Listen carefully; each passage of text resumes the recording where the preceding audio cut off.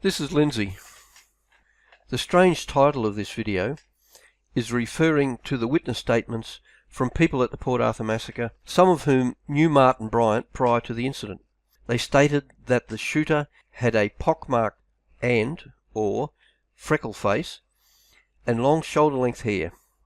Martin was a good-looking boy with a clear face, and a picture of him on the ambulance trundle the morning after the massacre shows him to have collar-length, wavy hair. This can only suggest that the shooter was not Martin Bryant, or Martin had a cut and perm during his standoff with the police at Seascape Cottage. I will show evidence of these claims later, but first I would like to play a short conversation on South Australian radio which raises a number of questions. I do this to assure you that I am not the only nutter who, based upon evidence, thinks that Port Arthur massacre was a government-sponsored terrorist attack upon its own people. If this is true, John Howard or Hecht or whatever his true name is would, as Prime Minister, have to have known prior to the massacre and deserves the death penalty. I'd rather have the death penalty after a fair trial, of course, which is more than they gave Martin. I find it difficult to believe that John's spooks would have planned and carried out the massacre without permission from the very top. As additional evidence, please refer to my video Port Arthur Cracks for evidence from the Emergency Management Australia report on Port Arthur, in which the current President of the Senate, Stephen Parry, stated back then that, quote, one firm in particular, Nelson Brothers, had organised for a embalming machine box and a special large equipment case to be manufactured ready for the incident. Now, is this, like the 22-body mortuary truck, manufactured just prior to the incident and sold soon after? I think it may be. Incidentally, no politician even acknowledges my correspondence about this evidence, including Senators Glenn Lazarus and Jackie Lambie. It raises the question in my mind, is the fix still in 20 years after the massacre? And is everyone, including senators, still in fear for life and limb from a ruling power out of control within Australia? 7:43, Roo and Ditz for breakfast on this Tuesday morning. Now, Roo, I don't know if you saw the Sunday night program on Channel 7 on Sunday night. I missed it, but there was a story on there about Martin Bryant. This is about the Port Arthur massacre, which happened 20 years ago as of April this year. So the anniversary is in April. 28? Yeah, in April. And just one of the most horrific things that have happened in our lifetime. I think it's fair to say. It's right up there, isn't it? I think of September 11 and things like that. It's certainly, maybe in Australia, it is number one. It was just terrible, horrific. I want to introduce an interesting person right now. He's our program director, our boss here, loosely described as our boss at Triple M, Matt O'Reilly. Does that mean you got brains? We call Father O'Reilly. Matt, how are you? Very good. Tell us about this book you've read about Martin Bryant. Okay, so the book is saying that Martin Bryant is innocent, and it points to a government conspiracy. Now, I don't believe the government conspiracy part. I don't think any government would order a massacre to get legislation through. But there is too much evidence saying he is innocent that you have to believe he's innocent. So let me run you through. You have to believe he's innocent, do you? We'll decide I believe he's innocent. Okay, so at best, he was... You believe he's innocent? When he finished high school, they did a test on his mother, got a test done on him. At best, he had the intelligence of an 11-year-old boy. His mother has said in her book that he struggled to operate complicated door latches. So anything that wasn't a simple door latch, he couldn't operate it. So are we saying a bloke that can't operate a door latch, sort of premeditated, sort of arranged, 7 different crime scenes that happened at the Port Arthur massacre? He's just got to pull a trigger, doesn't he? And there were several witnesses there, including ones who were shot, including ones who lost their best friends, saying it was absolutely not Martin Bryant that shot them. There were no... Hang on, sorry, is that right? I didn't know that. There are people that were there saying it wasn't him. There's a lady called Wendy who lost her best friend in the cafe, saying it absolutely wasn't him. We just never hear her story. There were no fingerprints, no gunshot residue, no blood, no fibres, no hair, no DNA ever taken from the scene. They just assumed that he was done. Now, the key bit of evidence is, you would have noticed on that interview with Sunday Night, they kept asking Martin Bryant, now, what hand are you? What hand are you? You know, because the gunman, all the witnesses described the gunman as a right-handed shooter. And he kept saying, I'm left-handed, this is how I would... Even when he picked the gun up, he was left-handed. So keep in mind, all the witnesses say he's right-handed. Now, there were 29 shots fired in that cafe, with 20 fatalities and 20 headshots. So he had a 1.66 shot to head ratio, which is actually higher than most SAS soldiers. So they measured all the amount of bullets shot, but they didn't worry about getting fibres or anything like that. They just went for the bullets. Counted all the holes in the walls. But just on that, now, sorry, I want to ask a question about that. You say that he's more accurate than an SAS soldier, but at close range in a cafe, and I'm not qualified, I don't know, but if I'm holding a gun and I shoot at a person's head, it's a large target from close range. Yeah, well, there was a similar shooting in the UK at a place called Thurston Cafe, a similar size sort of cafe. 51 shots fired, only 2 people dead and 1 headshot. So he had almost half as many shots and killed 10 times as many people. Right. With his wrong hand, and this is a bloke who has the intelligence of an 11-year-old boy. Did you say he passed high school? I don't think he passed it. Oh, I thought he finished. They did the test after he finished high school. Now, the other thing is that this is where they point to a government conspiracy, is that just weeks before the actual massacre, there was a 22-body refrigerated, sort of morgue truck thing developed, which had never been for Tasmania. That's spooky. And also the Royal Australian College of Surgeons held a trauma seminar. There was the best 250 trauma surgeons in the country in Hobart, which is just an hour away that day. So that could just be a coincidence. Yeah. So when we say government conspiracy, there were people trying to say, and again, I don't subscribe to this, they're trying to say that it was about the gun laws, wasn't it? That the government will force people to hand back guns after they see what happens. Yes. Here in and there Port is Arthur. actually a quote from someone in Howard's party saying, we will never have gun reform till we see a large-scale massacre. Yeah, right. So now what's this book called again? It's called The Truth at Port Arthur or something like that by Joe Vilas or so. I don't know his name. So how come, I mean, if this is true, if your theory is true, why haven't any of the witnesses come out and said something? Have, but the difficult thing was he pleaded guilty. Yeah, but still the people out there know that it wasn't him. Why not one person single? No, they have. They just don't get given the airtime. Why? I don't know. What, Channel 7, Channel 7, Channel 9, Channel 10? We will give them the airtime right here. Yeah. If you can find them, Matt O'Reilly. There's a lady called Wendy. Give Wendy a call. See what Wendy's up to. Now, what boys don't seem to understand is that Wendy has been repeatedly screwed over by experts over the years since the Port Arthur massacre. Despicable journalists have asked her questions and then, in post-production, placed different questions in front of her answers, making her look stupid or a liar, and now she just refuses to speak to prostitutes anymore at all, and I don't blame her.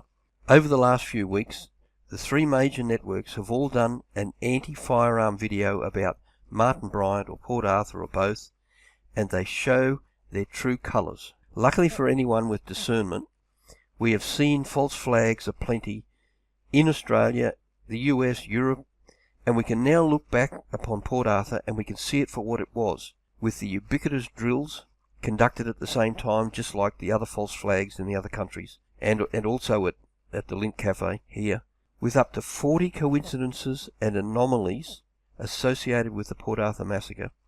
There is no doubt it was a government terrorist attack upon us. I will address the lies by both omission and commission in these network videos in the future on my YouTube channel, with the help of Wendy and the Australian Roundtable mates Ethan and Jono from TOTT News and John LeBon. But to finish this video off, here are the witness statements showing the shooter had long hair and a pockmarked or freckle face. They had known Martin, and the shooter was not Martin. Picture of Martin on the trundle after being burnt out of the Seascape cottage fire shows he has short hair and with a wave in it, which is contrary to these witnesses' statements. The first statement is from Graham Derek Collier. We went into the cafe, we sat down, we were on the left of the cafe in the table area, etc., etc. He goes on about his Sarah and Carol. When I was sitting down, I remember seeing the person enter the cafe. He came through the doors on my right. I noticed him because of his overcoat. I think it was green. It was the type of colour you don't see that often. That's why it stuck in my mind.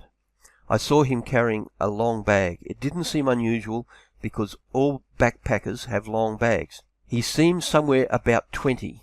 He had long blonde, draggled hair about 3 to 4, it doesn't say inches, but I presume he means inches, below the shoulder. He looked like he might have had a lot of acne, a pitted face. He had scraggly trousers. I don't remember what colour. I think I probably would identify him if I saw him again. I haven't seen any photographs of him. I've only heard people talking in the hall. I only got my television going today. I haven't read any newspapers since I've been in hospital. And then it says interview suspended due to tiredness. And then we have a recommenced on the 8th of the 5th of 96. The male walked around the back of us, then to the left-hand side of the cafeteria where you pay, and then he disappeared around the corner. It would be another 20 seconds or so. The bullets started flying. It sounded like firecrackers going off. It didn't even sound like real gunshots. People all started moving around all over the place. We were just about to get up and leave. We were putting our coats on. I looked around and I saw him running from where he had disappeared, and he was pulling something from his bag. I think he had already started firing it before he got it out of the bag, and that's the only stuff that's relevant to us now. Graham Collier was in the Broad Arrow Café at something around 12:30 p.m, and I witnessed the gunman enter the cafe carrying the long sports bag. Later, Graham was shot in the throat by the gunman and was one of the few people to see him and to live to tell about it. His statement gives us a fairly accurate description of the gunman, and it seems to corroborate the photographic evidence about the long hair below the shoulder, and Martin did not have that. Also, of note is Collier's assessment of the gunman's age and face. 20 years and a pitted acne-scarred face. Martin Bryant was 29 at the time and had an unblemished face. Collier, who was an experienced former military man, is unlikely to have misjudged the age of the gunman. And it was also, probably we should also further note that the fact that at the time of his statement, a week after the massacre, and still fresh in his mind, he was in hospital and had not seen any media reports of Martin Bryant that had deliberately allowed plastered everywhere and had interfered with many other witnesses' recollections. Another unexplained irregularity is Collier was recovering in the Hobart Hospital only metres away from where Martin Bryant was also recovering from the burns he suffered in the Seascape fire, yet Collier was never asked to go around and identify him. Why was that? Did someone not want him to say, that wasn't him? The next witness was the late Jim Laycock. He was the co-owner of the Port Arthur Motel, situated near the entrance to the Port Arthur Historic Site, in view of the toll booth and service station. On the afternoon of the massacre, he saw the gunman hijack the BMW at the toll booth and the shooting and taking of the hostage at the service station. Laycock had also been the former owner of the Broad Arrow Café and had known Martin Bryant. Laycock told police in his statement, he said he did not recognise the gunman as Martin Bryant. Here we have someone who saw the gunman in action, someone who knew Martin Bryant and said it wasn't him. He goes on to say the gunman was aged in his low 20s, the same as the cafe victim Graham Collier had said, yet Bryant was 29 years old. His description that the shooter looked female is probably because the gunman's wig was a woman's one. He goes on to say that the gunman was aged in his low 20s, and that was the same as the cafe victim Graham Collier had said in his statement, and yet Bryant was 29 years old. What all this indicates is that the gunman wasn't Martin Bryant. Other witnesses claim they saw Bryant at the historic site, but these statements only relate to him doing lawful things like entering it. It may well be that Bryant popped in there, but did nothing more and slipped out again undetected. All the evidence points to this, that two witnesses saw two different people. Either that they were confused later after seeing media pictures of Bryant. This statement is sufficient evidence to raise a reasonable doubt Bryant was the gunman. Now the statement says, James Clermont Laycock. I was informed by one of the people who had hid in the bushes that the male had a BMW car, so I was back to the shop and advised the police of the vehicle and that it wasn't the yellow Volvo which was still at the toll gate. Constable Chris Isles arrived about 3 minutes after that last incident. He asked me to get in the car and we could follow this vehicle. But after he had seen the young deceased female, he decided to leave the scene. I have known Martin Bryant from the age of 10 years until he was 23 years old. I only knew him as one of the local kids. Whilst he was with the lady, in brackets, Helen Harvey, he would come into the Broad Arrow and she would buy him a Devonshire tea and spend a lot of money on possessions. Over a 5-year period they came into the restaurant about a dozen times, always on a Sunday, always for afternoon tea. Martin did tell me that he'd been kicked out of the Broad Arrow restaurant at some stage. Martin was terribly competitive on possessions. He would go to my daughter in the craft shop and tell her things such as, "I've got a new Walkman. What have you got? Dad's got a Volvo car. What sort of car has your father got?" etc. On this Sunday, the 28th of April, 1996, I did not recognise the male as Martin Bryant. The person I saw shooting appeared to be in their low 20s, about 5'10" tall. It was impossible to determine his build. Coat was shapeless. His hair stood out. It was blonde. I thought it was bleached blonde, and possibly a female.